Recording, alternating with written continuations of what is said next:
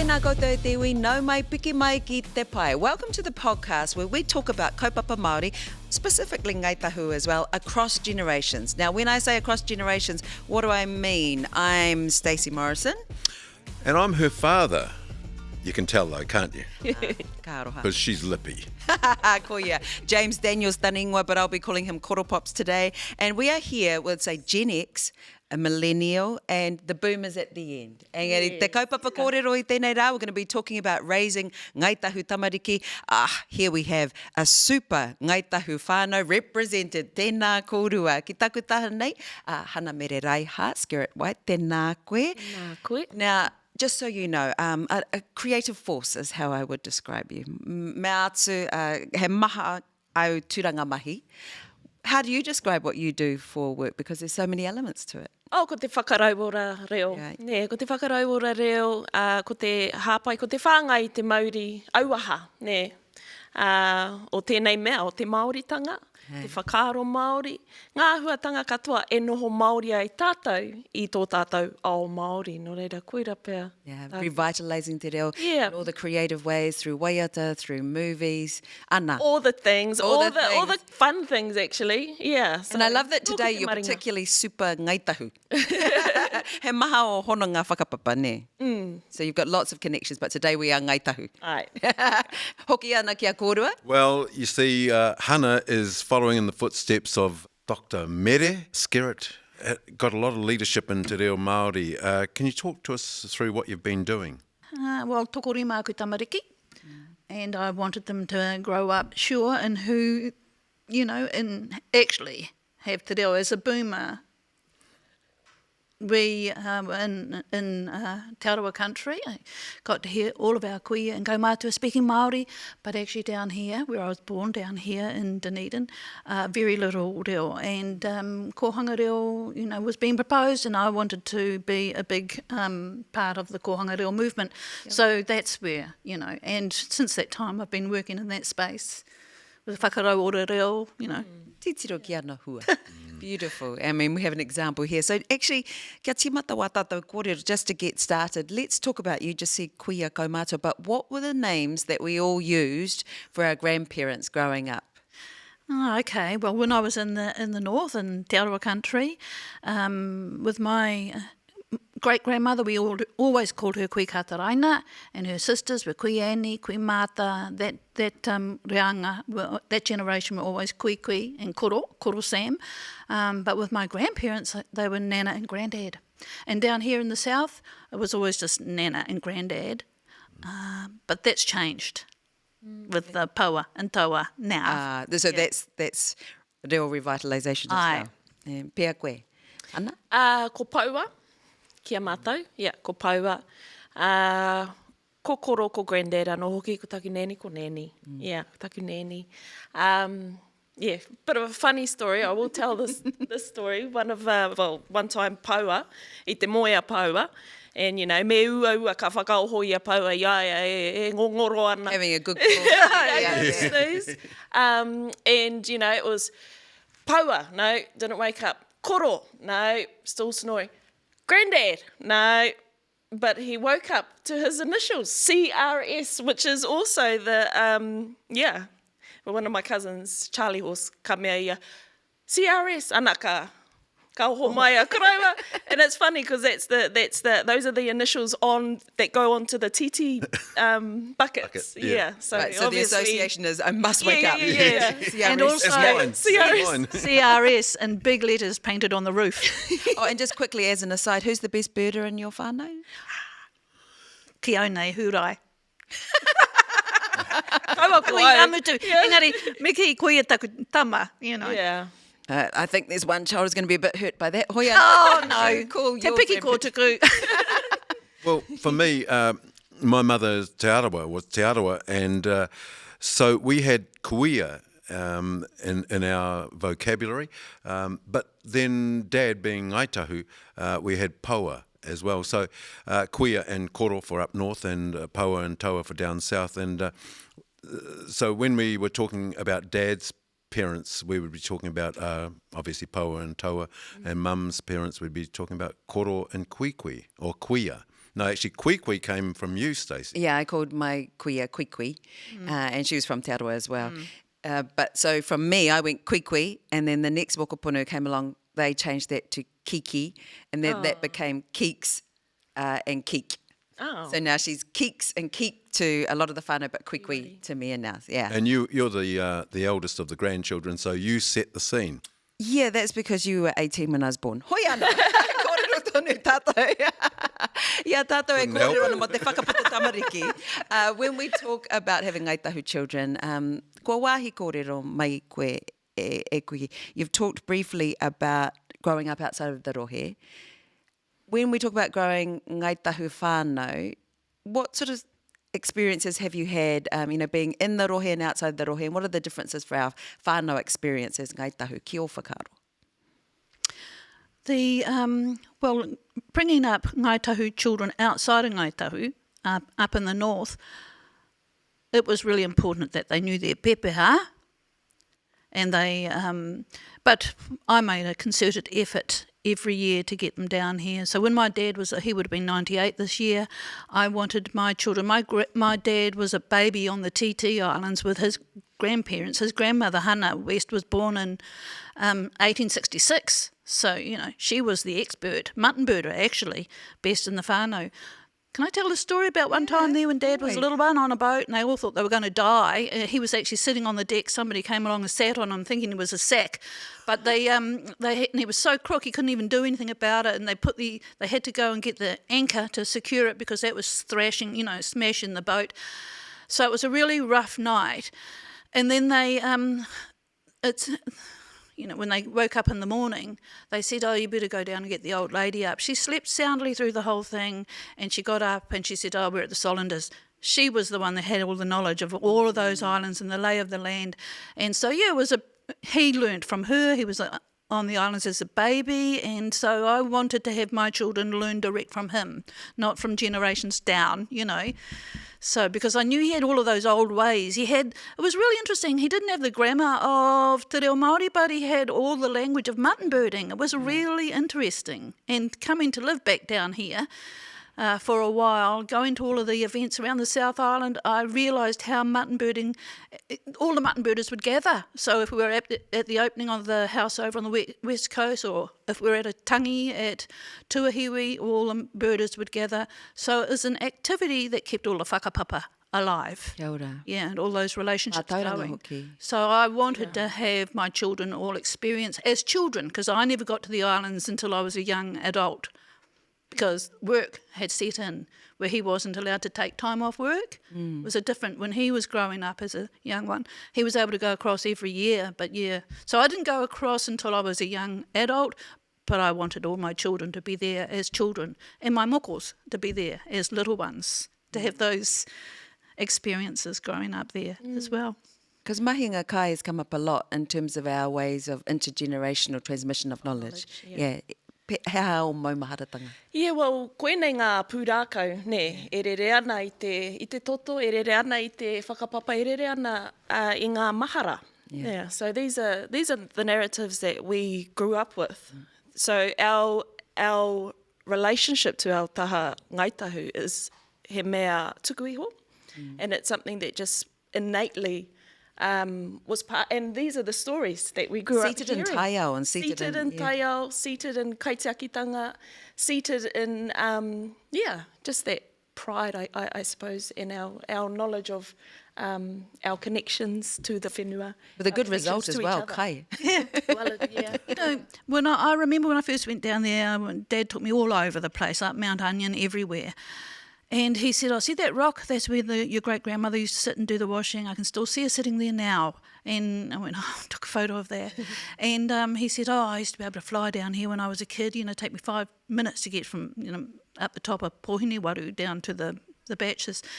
And so he talked about all of his childhood experiences. And then I took my eldest grandson, he's now 13, and down there a few years ago, and I wondered how he was going to go because his mum wasn't coming on the islands with us. She can't, because it's a real hold to that whakapapa thing. Whakapapa nei, Yeah, and so I wondered how it was his first time away from mum, but he had his teddy bear and everything. And he turned into a mutton bird. I wondered how he was going to go, and he, no matter what time of the day, 4 o'clock in the morning, you coming, Toa? You coming? He was up. He just loved it. And actually, when we landed there, we chopped it in. We dropped everything. We ran up Boinawaru, and he says, "Oh wow, it's just like Jurassic Park, only birds." Yeah. So it was. And he momo tonu, this goes to show what's inside us, Yes. and that's how we are, because I think koropops, this is what I call him, koropops, tuna, it was a big part of your upbringing, even if you would consider that kaupapa Māori weren't so much, or tikanga Māori wasn't so much. Well, no, it was in my face, actually, because Dad used to go out eeling out at Wairewa, and he'd come home with eels and hang them to dry on the clothesline. And the I'd be- carport. Huh? And the carport. And the carport. And I'd be saying, Dad, my Pākehā girlfriend's about to come around, your mother, eventually. And I'm going, can you get rid of those little eels? And he goes, oh, you'll like them when they're finished. And I didn't actually. I didn't try them. I didn't like the smell of them, to be honest. And I was about 40-odd years of age by the time I first ate them. And then I went, what the heck have I been missing all these years? So You didn't go out eeling? I went out once or twice, and I didn't enjoy it as a young teenager. I'm going, oh, this is cold, it's wet, it's dark, and no, I didn't enjoy it.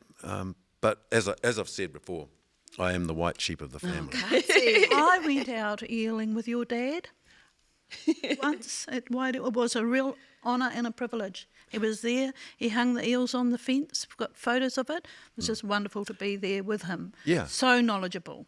I know, and I've missed out on that as part of my education as Ngāi Tahu, or as Māori even. And that was partially without making light of it, because I was a young father and I left home straight from school. And I got married before the end of the school holidays, actually. So that's why I missed out on a lot. And I walked away from it, to be frank. But I came back eventually, obviously. And Came back to the runanga table. well, I grew up. Ka pai. Kei te whakatoi noi ho. Yeah. Mereraiha, I link that to your experience going to St. Joe's, going to a boarding school. Were you Ngāi Tahu proud, or did you lean on other parts of your whakapapa, or what was your perception of yourself as Ngāi Tahu, ki te rā momo kura, like a Māori girls' school? Yes, I think, I have, as we talked about, he nui ngā toronga whakapapa. For me, it was part of my being able to orientate myself and connect with others from different iwi.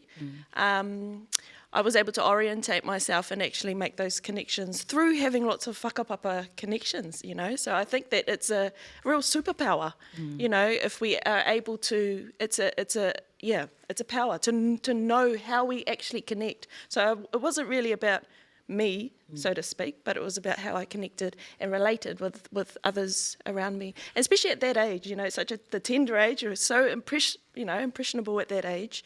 I think it's really important. How did the other, your fellow students, he Māori, how did they perceive Ngāi Tahu?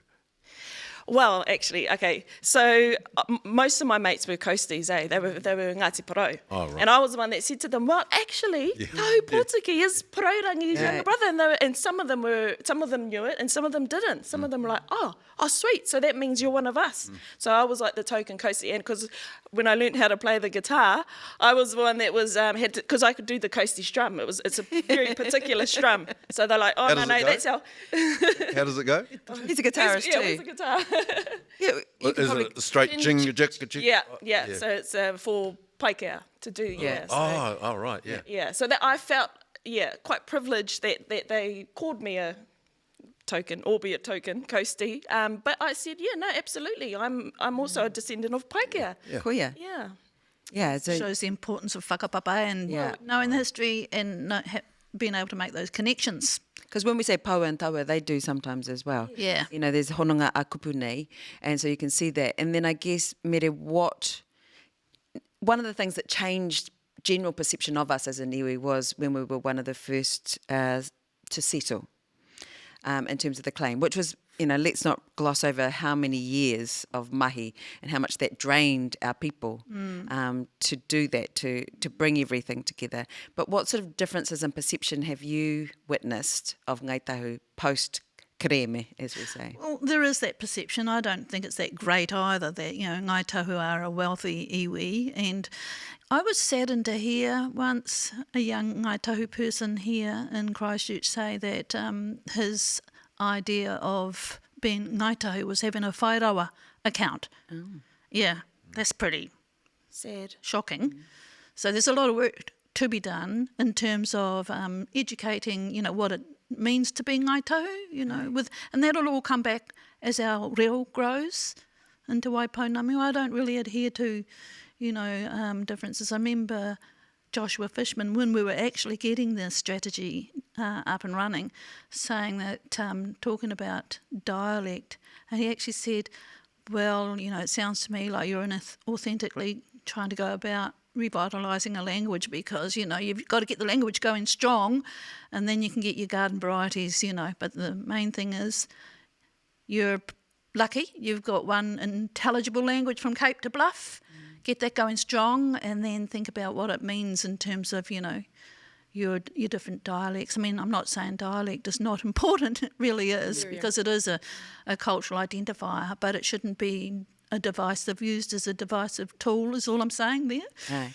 I want to cut that. Part of that investment has gone into reo. Yeah. And so, hei uri o Ngāi Tahu, have you felt that? Have you been supported in terms of your reo journey as well, once we are post-settlement? Yes, I have felt that I've been supported. Yeah. Nō reira e mihi nui ana ki ngā tini kaupapa. And actually, we had a hui, I think it was as part of the hui ā-tau. I was part of a rangatahi collective, and we were given the question, if you were given $1 million, what would you do with it? Kaha koe. And with this rangatahi group, we talked about, because we had some rangatahi that were there that were living in Australia at the time. Yeah. So the main theme that came across was all about connection to our whenua, connection to our whakapapa, connection to our tikanga, and of course our reo, which is the,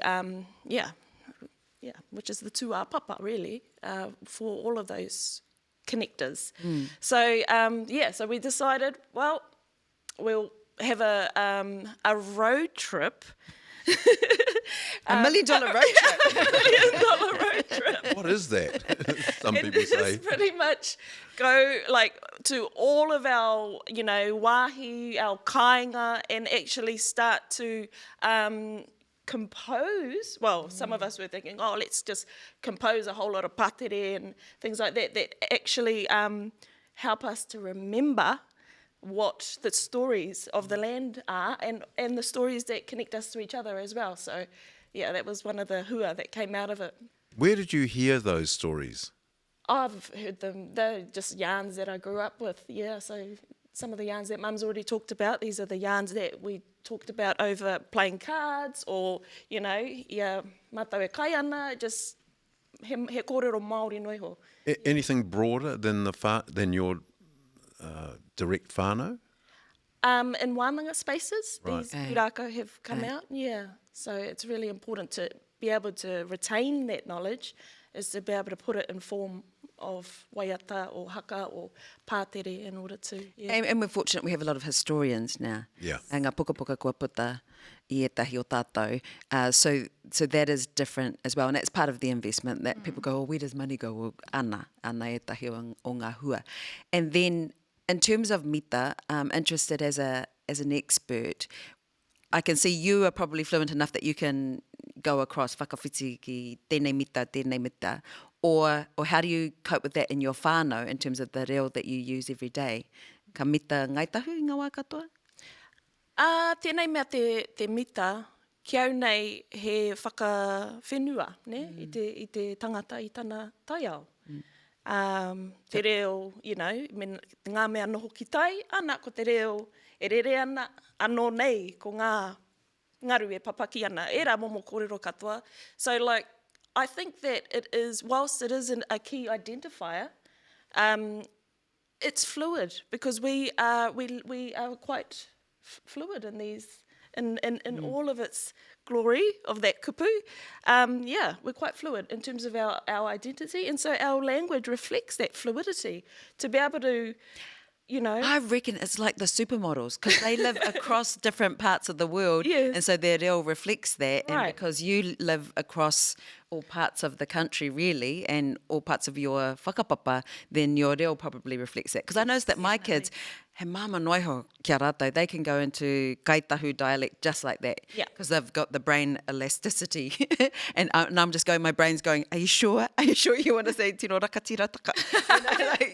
So he rereke. And I guess, Mere, what have you seen in terms of language revitalisation if we talk of the generation, the lifetime of Hana? Yes, I just remember the words of my dad and talking about these issues around te mita or Ngāi Tahu. And he recalled a time when Apirana Ngata, he said, and Eruera Tirikātene, he said they were in different parties but they'd travel together. And Eruera Tirikātene is a Skerrett.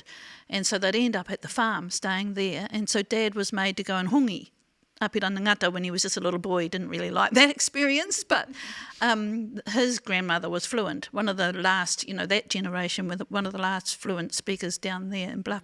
And Apirana commented that, that's an old Ngāti Porou dialect that you're speaking, He made, so it resonated, the language that they were speaking down there at Bluff resonated with him, and he commented on that. So it's interesting. And it makes sense because, they didn't go any further south other than there, so as the patterns of, they came from the north, obviously, got to Pōneke and all the way down the south, So a lot of other areas probably changed quicker, but those ones in the deep south didn't change as much because of the location, because there wasn't as much interaction there. Oh, I love that. Was your father fluent? No, but he understood everything. Yeah. Yeah. Similar to me. Yeah. I understand most things, but And he understood and had all the language of mutton birding, interestingly, because that's the way it was transferred to him. And speaking of that, Hurai's doing some research around te whakarauora i ngā kupu Māori, e hanga o ngā kupu ki a mātou, ne? E hanga ana ki te hopu titi. So doing a lot of research to revitalise the language of mutton birding, which, interestingly enough, even though a lot of the birders, he ko te reo Pākehā, e rere ana, there are certain kupu that have survived the test of time and the test of, that reverse vernacular, that vernacular. Because what else do you call a poha? There's literally nothing. Nothing else. Yeah. And a hui. Yeah. This is what I mean. This is about 10. You have 10 on each side. This is where you hui them up. Yeah. And this is a tifa, and when you plug the poha, that's what we call it's like a plaster, like a tifa. That's, Yeah. And they'll It's like a sort of- tifa. There's no other word. no other word for it. Yeah. And they'll use those words, in their context. Also, manu itself, Yeah. interestingly enough. There's a hill. It's Yeah. a hill, ko te bluff tira. Well, And they're quite unlikely people. I know what you mean. People will go, ooh. Ka mai tērā kupu i Yeah. whea. Because you're talking about contextual language. Ko Right. tētahi atu horopaki tētahi taiao mo te reo ko te kāinga. And so ko tahi mano kaika, ko tahi mano wawata has been a program, I think, just after you were born. But now that we understand about te reo ukaipo and the mother tongue, can you both speak to me, as rearers of children, what your aims have been and how the reo has become part of your whānau existence i te kāinga? Well, just briefly for me, one of the things that one of my projects, getting children down onto the islands to learn those tikanga, the old ways of being, because, one of the worst things you could ever do is kill an adult female bird. And so you'd have to know the ways know how, when they were changing into, you pull out the rear feather, and if there was blood in it, that's the worst thing you could ever do in this, time, in this context. But also being able to read the signs, though, like Dad and his brothers and that, during the 6 months leading up to the birding season, they'd be looking at, where's the moon, and, what are the birds doing, how deep are they in the water, because that's a sign that they were feeding. And how red the sea was, because that's a sign that the krill was alive and well. And Dad would go berserk. So when I was living in Christchurch, he'd go berserk. I'd get on the car with him and drive down with him to Invercargill. And every 5 minutes, he'd go about that blimmin', those big irrigation, he used to moan all the way down. And he goes, look at that stream. Once upon a time, I could put a bucket over there and it'd be full of whitebait within a minute. Now where's all the water gone? So that was a stressful journey from here down to there, because everything had changed. And but on the island, he could say things like, we better head home, it's going to rain soon. And why? It's sunny. And he goes, that bird told me.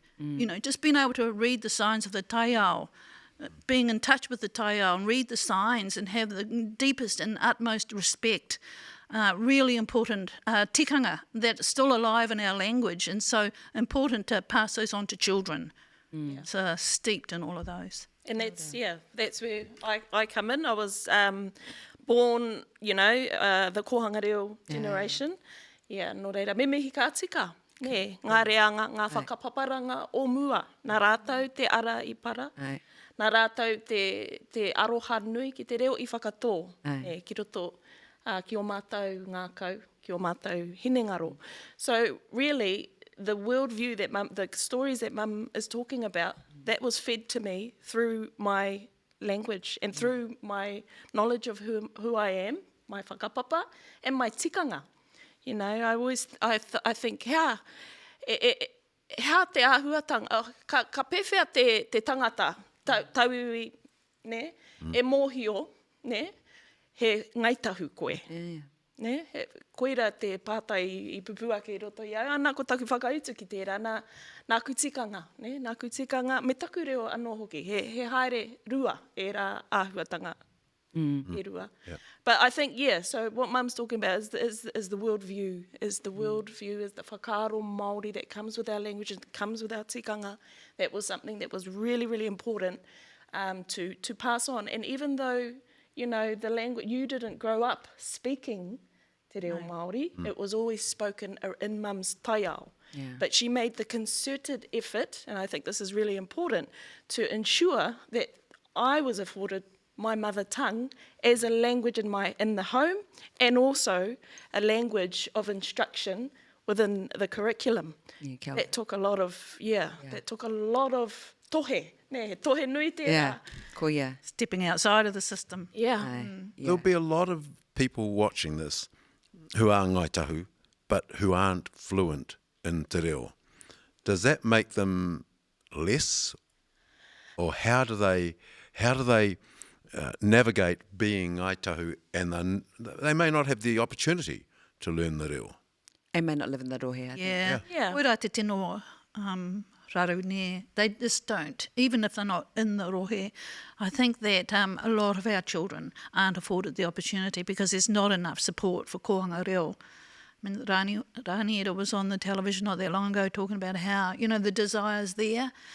Back in the day, we had, nearly 1,000 kohanga reo. It's halved in number. It's really under-resourced. Why is that? Because government policy. I don't think they really support kohanga. And they don't actually see the value, what kohanga is all about. And, I know there's a desire, a deep-seated desire for all of our whānau to have their children grown up in te reo. And that's a sad thing, that we're still bringing up generations that don't have access. When I grow up, I want to be a kohanga kuia. I'm hanging out to retire so I can get back into kohanga. I had spent 10 years working in kohanga. And just for aroha, no, you didn't get paid, you see, working in kohanga back in the day. So it was, hard slog, but so I wouldn't have it any other way. That was a huge commitment to step outside of the system, and for kura kaupapa as well to step outside, because we just, I wasn't even really worried about English. I just was worried about Māori, te reo Māori, knowing that English will come. You raise an interesting point, that being that back in the day, you worked at the kohanga for volunteered, so you weren't being paid. These days, there is an expectation that you be paid, and that is part of the issue, I suppose, because the resource isn't there, the money, and then the will, if you like, to or the ability to volunteer you can't is survive. not there. No, you can't. I mean, I had worked already for many years for the Justice Department in New Zealand and in Australia, so I, in a way, was set up so I could then once my children came along, I was a bit older as a mum, you know, but once they came along, that was it. I was totally focused on the reo and their education. With respect, that was then 30 odd years ago. Yeah. Now people are struggling. Everyone almost has to have two incomes, right? And so that's part of the societal problem that we're facing. Yeah. And then they look at us, Hana, as, you know, we've been parekiretanga o te reo, and, you know, there's this kōrero around, well, you know, we are privileged. And I actually don't have a problem with saying, yes, I'm very privileged to be a Māori speaker. There's a lot of elements of privilege I have no problem to recognise. But then that idea of elitism and parekiretanga, how do you feel about that when JD just said, you know, some people feel less than if they aren't Māori speakers, and Ngāi Tahu who live outside and feel just so disconnected? Well, with that privilege comes a huge responsibility to each other to ensure that we live as Māori. That's I think about what our Queenie said, mana motu haketia, tō taiao, tō reo, tō hauora, tō pāharakeke. So it's all about, that's mana motu hake, is having your Māori, like being Māori first, and then being able to orientate yourself, you know, and be able to cross over, you know, to different worlds and different, through language and through, you know, just through osmosis, just through being, you know, on this planet. But yeah, in terms of going back to your kōrero about, it's all about responsibility. It's an obligation, really, and that's mana motu hake, is if we think I am responsible for the ora of my language, of my tikanga, and the ora of my pāharakeke, wow, he mahi nui tērā. He mahi nui tērā. Yeah.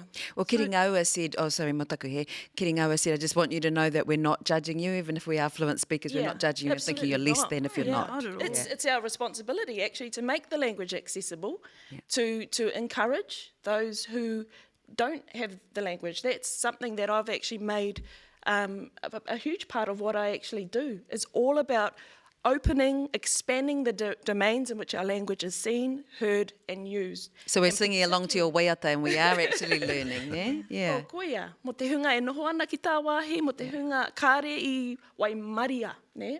Ki te ako I te reo, I ngā rekereke o rātou kuia kuraua, ne? So it's all about responsibility and just making it accessible. But and a lot of hard work. Yeah. You know, it has been a privilege and an honour to be a part of this journey and to make things happen, but it's also been a lot of hard work and struggle and a lot of fights. It's in some ways it's really good. It's a lot of scraps. It sharpens up your mind. It sharpens up your arguments, you know. So, yeah. That's what Hana Regan said, actually. You know, any pushback they got about Kotahi Mano Kaika actually sharpened up their focus and their determination. But I guess what we're alluding to as well is knowing that you can feel outside. Like I felt like me hoki au ki taku ukaipo, whenua ukaipo kia ako I taku reo Māori. Kia pai ai taku noho ki te ao Māori.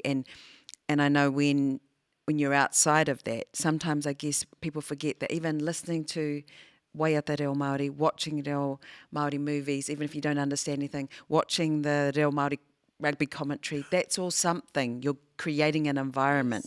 Yes. Yeah, we're recreating the Matrix, e te whānau. Yeah. And then for our babies, koira te kanoho. Mō ngā uri. Aye, koia. But then you layer on top of that how we sometimes look as Ngāi Tahu. And apart from my father being quite dark-skinned, in general, we can sometimes pass as, you know, Ngāi Tahu has Fluid. this rep. We're very fluid. We can be undercover. I mean, personally, I can see Ngāi Tahutanga on someone's face really easily. But do you think that's an added element of, I guess, challenge for identity? Is that sometimes we don't look typically Māori? Definitely. I've got a sister who's fairly fair and always, you know, had an issue with that. But yeah, there's definitely an element of feeling perhaps a little bit disconnected or not belonging because of the way you look, you know, blue-eyed blonde, but that is easily, you get over that, just learn how to speak Māori, you know. I think that's a generational thing, eh? Because Yeah, I haven't experienced that. Blue-eyed or blonde. Yeah. There's that. Clearly something not. exotic. Yeah. And I think that's so cool, you know. I think that we can be strongly, as I said, going back to te ao Māori as your axis, for which the world rotates around you. And you can actually, because I learnt Pāniora as well and lived over in Spain, and they all She thought, was she Spanish. must be a local, Yeah. you know, and that's cool. I love that how we can we're versatile in the way we look and the influences that we have, the way we dress, the way we everything. I think gone are the days, well, I'm hoping gone are the days where it's all about the colour of your skin or the colour of your eyes that determine what your identity is, I think. Shape of your nose. I think that has that's to go. very... Moko can help that as well. I've seen some of my friends who want to make a statement to go, he Māori aho, because perhaps the world wouldn't understand that about them without their moko. So that's it's another thing. But yeah, it's a totally different experience. Yeah. I was conducting research in kohanga, so I had lots of conversations with babies in kohanga rua around this. Aye. And I remember speaking to te maere, Martin, and Tilly, and who else? Somebody else was involved in that. Anyway, they said, mena ka kōrero Māori koe, he Māori koe. And mena ka kōrero Pākehā, he Pākehā koe. And I said to them, yeah, but what about, so-and-so, they're Māori, even your dark, relations? No, he Pākehā, because kāre tai te kōrero Māori. So they had the young ones had a distinct idea that the language you spoke determined your identity, which was interesting. And this is where people get mamai, but it's only a little kid's perception. And this happened to Koro Pops as well. My son did that to him as well. Hawaii and I... well, no, we were up in Auckland. We were on an on-ramp on the motorway, and you know how they have the T2 lane where you can drive up the inside and all those cars are in the queue. He would have been 5. Yeah, no, he was less than that. He was in a car seat in the back, and we went past all these cars that were parked, and he said, are we allowed to do this? And I said, yeah. And he said, how come? And I said, because we're Māori. And he goes, but you're not Māori. I go, yes, I am. He said, but you don't speak Māori. And I said, and then I beat him because I said, rotarua, ōhanga. And he goes, that's not Māori, Koro Pops. Little bugger. No, but then he also, ka tohe ia, he said, because you said, what about, we asked about his Pākehā teacher, Whaia Jane, he kōrero Māori. Yeah. And I said, Whaia Jane, he goes, Māori. I said, well, whakapapa nei, he Pākehā. And he got actually upset. And he was like, no. I said, do you notice Kari te tukui pepeha? Because she's Pākehā. Yeah. Katahi ka rere ke ngā whakaaro, but that's only because of what they're experiencing, and so that's what they're hearing. What do you want Ngāi Tahu children to experience more than anything? I tēnei wā tonu nei, for our generations, mō kauri. What do you want them to experience? I want them to experience the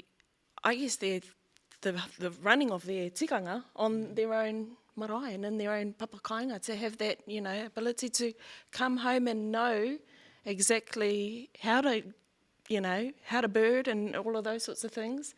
I'm not kare pai ki au te whakamate. You're good at other things. Yeah. But that's what I want, our babies to be able to experience, is to feel that sense of belonging and that connection through being able to do the mahi, really, to enact tikanga. And if that access pathway is through our reo, then yes, he timatanga pai tēnā. But yeah. But I guess if I speak to the two at the end, around how, then what does the iwi entity, or our iwi entities, what part do they play? And, what do we want them to aim for us? And so we're talking about te runanga and papatipuranga. What do we want them to aim for our super Ngāi Tahu tamariki? Provide more resource. The likes of whānau is a good thing, even if some people only identify as being Ngāi Tahu because they've got a whānau account. I mean, it's That's better than nothing. right. But there's more to being Ngāi Tahu than that. So that's and it sounds terrible that resource or pūtea is the key to it, but it is. But then there's part of it, like say at Kimiako, shot over jet, by being involved as owners, as iwi, then we actually have some reclamation around how Kimiako is spoken of, how it is treated. Yeah? So where are the opportunities there? You don't just own things, you do things, you build things, build whare, all of those kind of things. So my desire that they experience that deep sense of belonging. So I think belonging is uppermost. So if they've got a sense of who they are in this world and that they belong, nothing can ever blow them over. You know, if they don't have access to that, I mean, resource helps. Access to language, of course, is the biggie in there, because if they don't have that sense of belonging, then they're vulnerable. And I never want future generations to feel the vulnerability that has gone on, and that that they know nōku te whenua. He Nōku te whenua. Right. Yeah. Te whenua. Right. Yeah. But it could look like, when you say resourcing, it could look like a, kura iwi, that is in the places that currently we don't have them. Is that so that brings people home? What are those the kind of things? More of those, way more. And even to umbrella, I think many years ago I spoke to Mark Solomon when he was at the helm about taking all the kohanga reo, taking them over in the South Island to umbrella, never mind the National Trust up in the North Island, umbrella kohanga reo, so we can grow. Really provide the resource to grow that space and our kura, so that more children, and not just for Ngāi Tahu children, but all children into urupounamu, to have access, to our language and through their early years. I think it's critically important. I don't think we do enough as an iwi to support what goes on in the early years. That's a great idea, and I was on Te Runanga o Ngāi Tahu when Mark was the kai whakahaere, all through his period as kai whakahaere. I don't recall that coming to the table, but that's a very good idea, and it's a great example of what we can do as an iwi from the resources, the funding, that we could do something like that. That just makes sense. The thing is, though, that we need the resource, also human resource.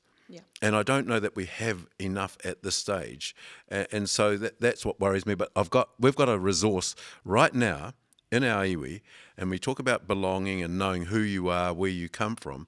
That's the whakapapa unit, and people should be able to make more use of that and say, look, I'm registered, but I don't, and I know that I come from this kaumātua in the blue book, but can you tell me more about that? Because otherwise, 20 years ago, when we were admitting people at Wairua, at the Runanga meetings, they'd say, so-and-so is a new member, kaumātua number 689. Oh, and I mean, it might surprise you, Stace, but I was the one that said, hang on, we don't bloody well use the number, we say their names.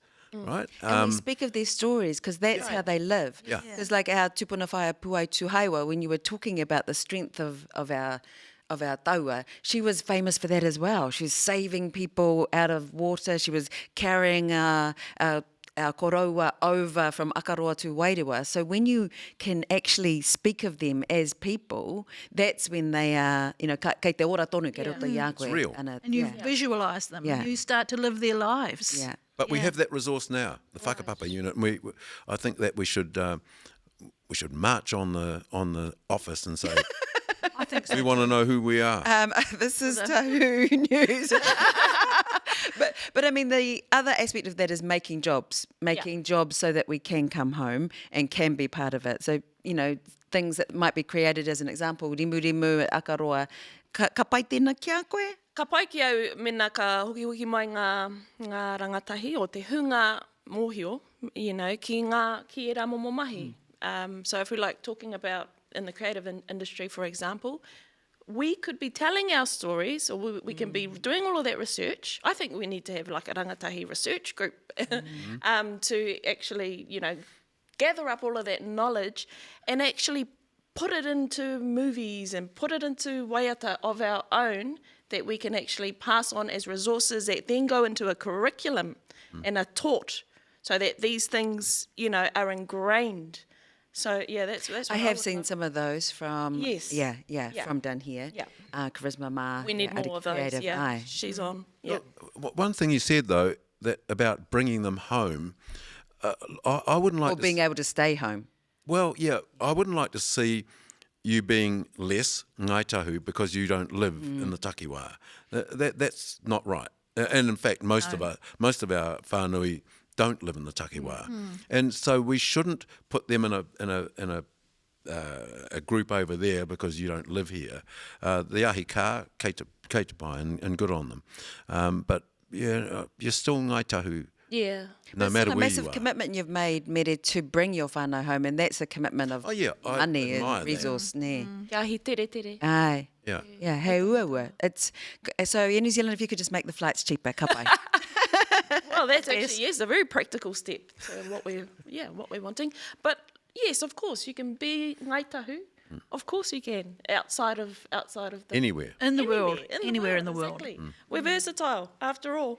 And I think it's also important if you are living outside the rohe, we do have all these resources and ways to, if you're not even physically coming home, on the ipurangi you can learn our waiata so that you get there and you're like, oh, you know, you've got that whirika. You know, all of those kind of things are actually ways to feel connected. How do you connect to your Ngāi Tahutanga ahakoa kai hea koe e noho ana? I do that through research, actually. I like reading all the old stories, so I've read from cover to cover, you know, the long dispute, because that really speaks to what was going on during those, you know, Kemp's deed and all the rest of it, when they were making all those dodgy deeds. I think it's important to know all of that history so that we know and understand why we're in the position we're in today. And we don't judge. We know, you know, we don't beat up on ourselves. I think that's really important not to do that.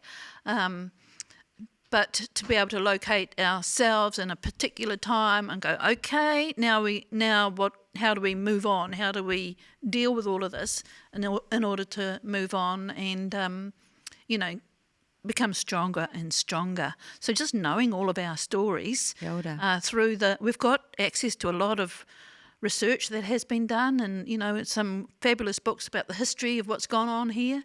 And Hana's going to make waiata and going to make all these things so that Doing really all of that accessible. into, yeah. I was going to put that responsibility on you, actually, Hana, because what your mum is saying is correct, that we've got these stories, and she read The Long Dispute, which is a book. A lot of young people these days don't even know what a book is. They know what an iPad is. They know what their iPhone is, and so on. So that's what we need is a platform or a means to communicate these stories that we already have and get it out there, no matter where you are. What about Chief of War filmed in Queenstown, all our kōrero? Well, when we did Frozen, actually, when we reversioned Frozen, I had a conversation, I don't know if you remember, Mum, but i te kōrero tāua, i te wāhanga, Mum said, make sure you put in our stories into the translation, into the waiata, and that's when we come up with the for the hook for Let It Go. We wanted the hook to be auraki matatu akenei, and that was intentionally for our babies. Oh no, well, seeing that at the movie, not knowing that it was coming, and she turns around and she goes, auraki matatu akenei, and we were just like, ah! We were screaming, and there was like one level of people going, wee, and one level of Ngāi Tahu going, wee! This is so cool. Auraki matatu, and we're like, yes. Maybe not fist, but rāua, I te tuki te kaupapa. So it's finding those moments. Just to wrap up, hey whakakapi, can we all just talk about something that has come out today? Ka maumaharatia e tātou, because for me, the birding stories, because we're not really a birding whānau, or he didn't pass it on anyway, I will remember all of those things. Ā-tahua wena kōrero, and just a reminder that as some things were lost, some things were never given and never taken from us, and that was extremely Ngāi Tahu in our expressions of te taiao and our interactions there. So, haha, e tahi kōrero katitia ki te ngākau koe. E tahi kōrero kua puta mai te rānei, Hana? Ko te kōrero, ko te hoki anō ki ngā pūrākau, ko ngā kōrero whakapapa. Ne? He Ngāi Tahu koe, nā o whakapapa. Ne? Ana, ko tā tātou, hoi anō tā tātou, he whakaohoho i ngā ahuatanga e tino rewai o tātou whakapapa. Ne?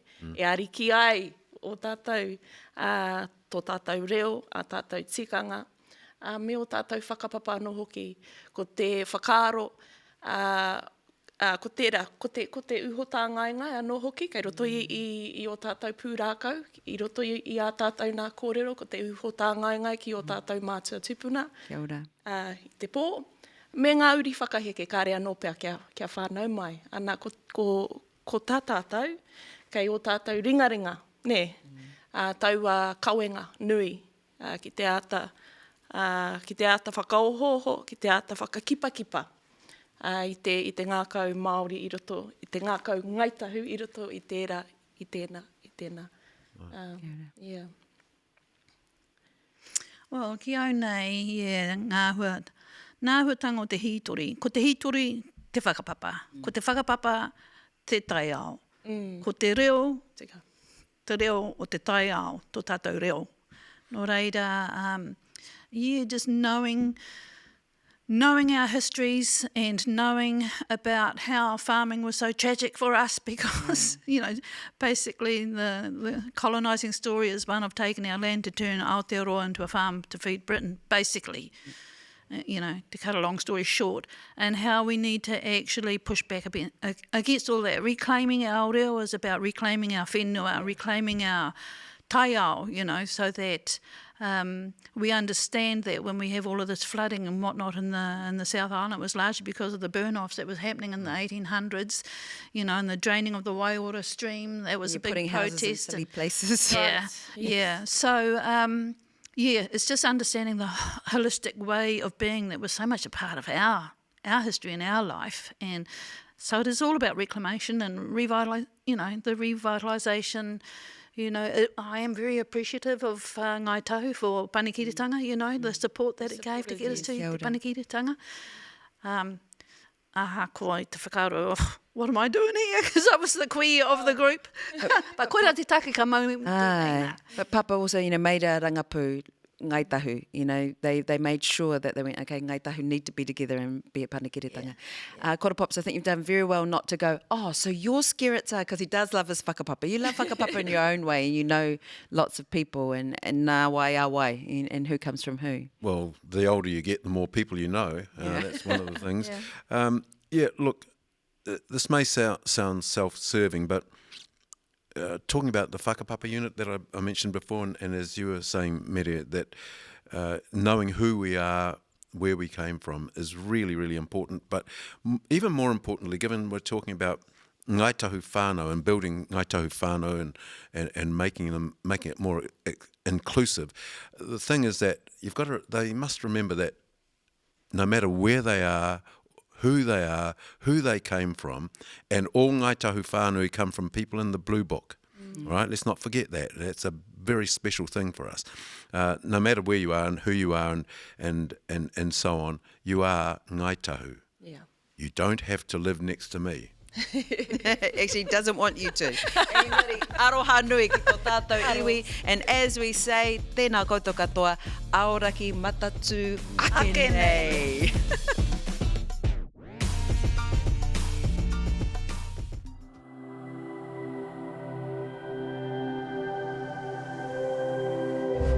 Ko te reo, te take.